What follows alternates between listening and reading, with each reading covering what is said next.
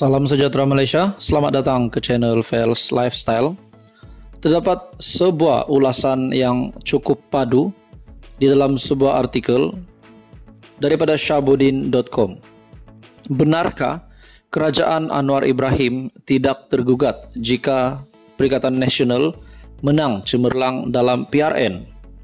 Benarkah kemenangan PN di beberapa negeri pada PRN akan datang ini tidak menggugat kedudukan Anwar Ibrahim dalam menerajui kerajaan perpaduan? Dalam hal ini, banyak pihak telah tampil dengan pandangan masing-masing. Termasuk ada pemimpin UMNO yang menyatakan telah mendapat jaminan daripada GPS dan GRS, gabungan parti-parti di Sarawak dan Sabah, bahwa mereka akan kekal bersama kerajaan perpaduan biar apapun keputusan pilihan raya negeri nanti. Di pihak PH pula, rata-rata menyebut keputusan PRN tidak mampu menjejaskan kerajaan perpaduan kerana ia hanya pilihan raya di peringkat DUN dan bukan parlimen. Begitupun di ketika ramai yang menyebut kekalahan PHBN dalam PRN sama sekali tidak menjejaskan kedudukan kerajaan perpaduan di peringkat pusat, jangan sesekali kita lupa bahawa kemenangan PN jika benar mampu dicapai di 4 atau 5 negeri, paling penting ia akan memberi gandaan rangsangan semangat kepada mereka untuk lebih agresif mendepani pilihan raya umum ke-16 akan datang. Tanpa memiliki selangor, khususnya pun PN sudah begitu agresif. Bayangkan bagaimana keagresifan mereka jika setelah berjaya menawan negeri tersebut.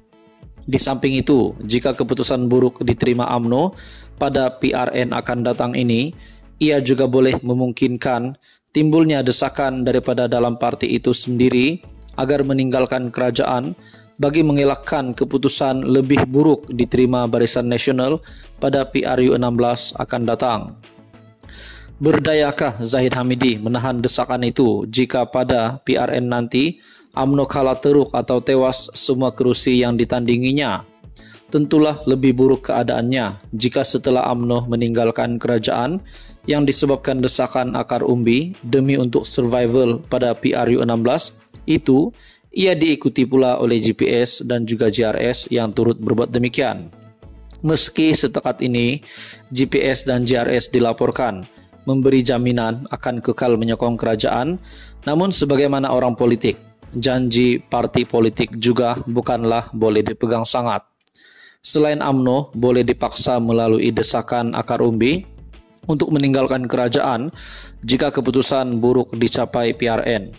Langkah lain yang mungkin berlaku ialah penentang-penentang Zahid Hamidi akan berpakat dengan PN dan kemudian memujuk GPS serta GRS untuk menolak kelulusan Belanjawan 2024 pada hujung tahun ini. Pokoknya, selepas 12 Ogos nanti macam-macam boleh jadi dan tidak apa yang mustahil daripada terjadi. Jadi, jangan mudah-mudah membuat kesimpulan bahawa keputusan PRN nanti tidak memberi kesan kepada kedudukan kerajaan perpaduan. Untuk itu, PH dan BN tidak harus memandang mudah dan mesti menggunakan segala sumber serta kekuatan yang ada bagi menghadapi PRN 6 negeri yang tarik mengundinya tidak sampai sebulan lagi. Jika berjaya mengekalkan status quo, yaitu PHBN kekal menguasai Selangor, Pulau Pinang dan Negeri Sembilan, itu dikira sudah cukup baik dan merupakan keputusan minima yang boleh menyelamatkan masa depan. Di samping keputusan itu, meletakkan kerajaan yang dibentuk nanti tidak stabil dan menjadikan PN lebih galak dengan memainkan sentimen Melayu, UMNO yang merupakan sebahagian komponen dalam kerajaan perpaduan sudah tentu paling tertekan sekali dengan keputusan tersebut. Pasti akan sentiasa timbul gegaran menekan Zahid Hamidi dan meminta UMNO segera berpisah daripada kerajaan. Paling selamat buat PHBN hanyalah kalau berjaya mengekalkan 3 negeri yang sedang dikuasainya sekarang serta dapat pula merampas 1 atau 2 negeri yang lain sedang ditadbir PN ketika ini. Memandang sekeliling, mampukah perkara itu dijadikan kenyataan oleh PHBN? Syahabudin Husin, 14 bulan 7 2023. Salam sejahtera Malaysia, selamat datang ke channel Fels Lifestyle. Saudara-saudara, tuan-tuan dan puan-puan yang amat dihormati sekalian, akhirnya Saifuddin membuat pendedahan yang mengejutkan Menteri Besar sementara Kedah, yaitu Muhammad Sanusi. Dalam sebuah artikel biharian.com.my, Saifuddin dedah Sanusi didenda Rm500.000. Menteri Dalam Negeri Datuk Seri Saifuddin Nasution Ismail mendedahkan Menteri Besar Kedah Datuk Seri Muhammad Sanusi didenda Rm500.000 atas dakwaan mencuri unsur nadir bumi REE tahun lalu. Saifuddin berkata, denda itu dikeluarkan Pejabat Tanah dan Galian PTG ke atas pengerusi Perbadanan Menteri Besar MBI Kedah kerana kegiatan yang dilakukan di SIG.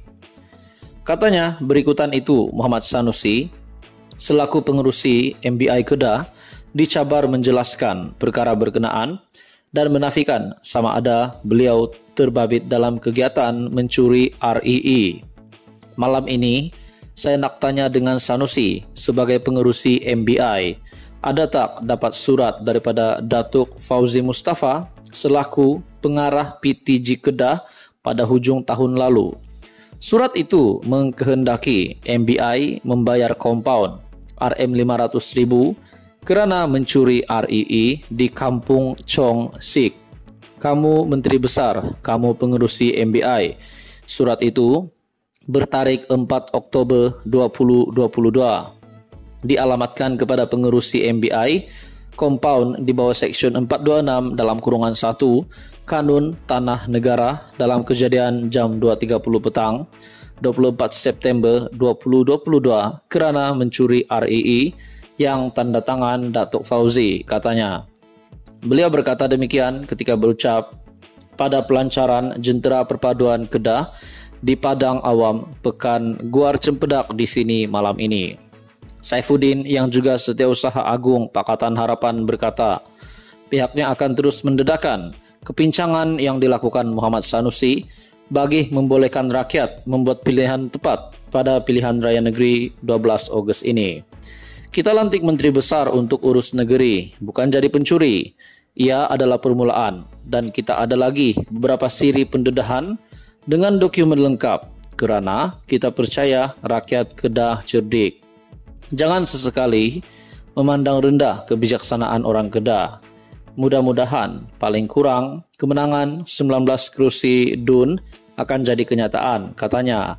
Sebelum ini Muhammad Sanusi dilaporkan menafikan pembabitan MBI dalam sebarang aktiviti penerokaan dan perlombongan NR-REE di hutan simpan Bukit Enggang Sik.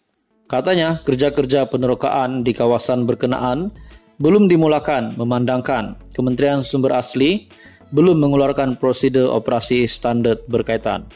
Pada akhirnya Saifuddin membuat kenyataan bahawa telah mendedah Sanusi didenda Rm500.000 atas dakwaan mencuri unsur nadir bumi REE pada tahun lepas. Tuan-tuan dan puan-puan semua, menurut anda, apa komen anda? Teruskan bersama di dalam channel ini untuk info yang seterusnya. Mohon bantu channel ini dengan menekan butang like, share, dan subscribe.